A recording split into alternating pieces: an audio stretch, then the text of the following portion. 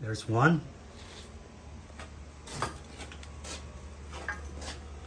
two, three,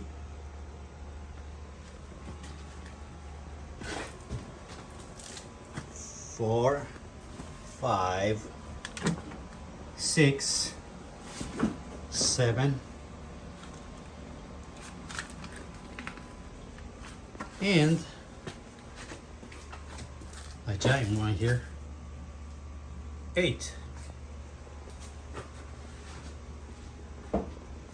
That's a super shop anyway.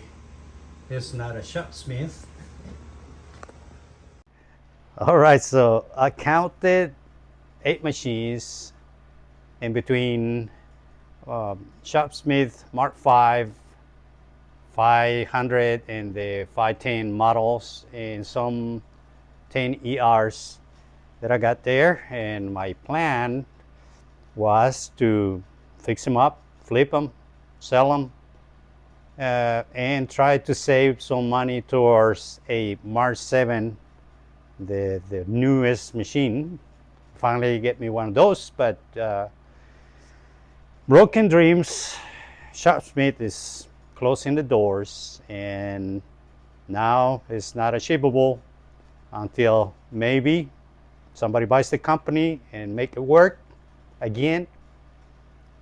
But is it gonna happen? I don't know. So what to do now? I don't know. Maybe just fix up the old Shopsmiths, try to upgrade it myself.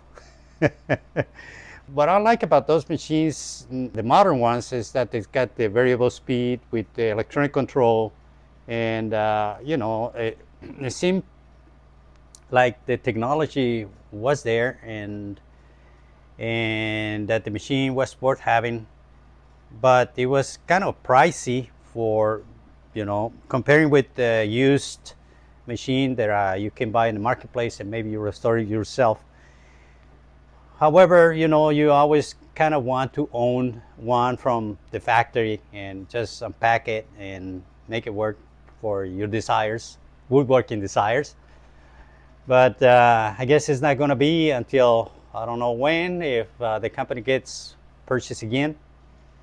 The problem probably is that they cannot make them cheap enough, or maybe there's not awareness of the quality of these machines out there. There's so much competition with other machines, but the quality of the machine is it's not bad. It's actually pretty good. The shape of the machine remained the same for a long time, and is a good platform to do all kinds of woodworkings if you have a small shop, something crowded like this, and you just want one machine. But what happened to the company, I have no idea. Maybe they just didn't make enough money, enough sales to justify the paying the rent or the employees or whatever they had to pay. I have no idea.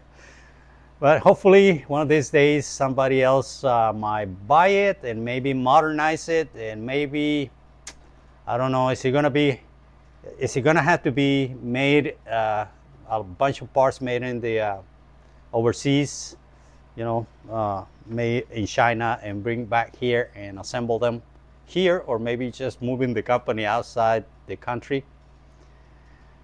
Who knows? I wish they would have that machine still here, made here, and but I guess times change, and I don't know. We had to evolve also, but nonetheless, I wanted to have a machine for myself that it was brand new out of the package, and it's not that I was gonna buy it, but I said maybe when I finish refurbishing all these machines and selling them, maybe I can save towards one of those brand new ones. But now I'll probably change the plans. I'm gonna have to keep them for me.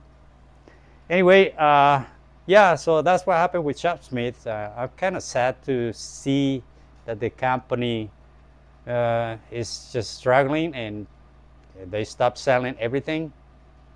and no parts, no accessories, no new orders. I'm very sad to see that. Hopefully, we'll have good news, and somebody else that knows what is doing will purchase the company and maybe make people excited about buying those machines again.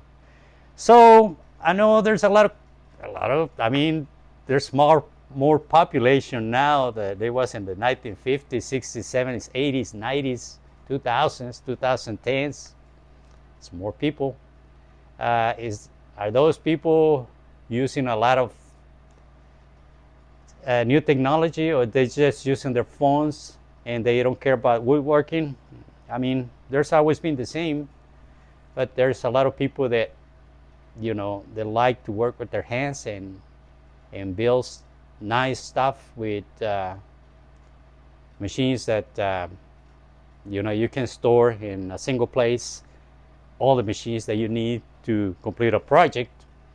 Hopefully, those people still exist, and one of these days, the company is going to get purchased, and hopefully, somebody else will take the reins of the company and make it work for all the old guys like me and you, and probably new guys also, not old guys, that want to, you know, have a machine that is worth having, like it is Shopsmith.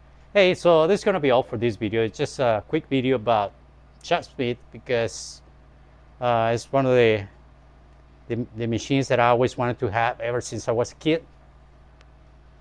And I kind of feel nostalgic about it, I guess. But hey, let's see what happens. Thank you very much for watching, and I will see you in the next video. Bye-bye.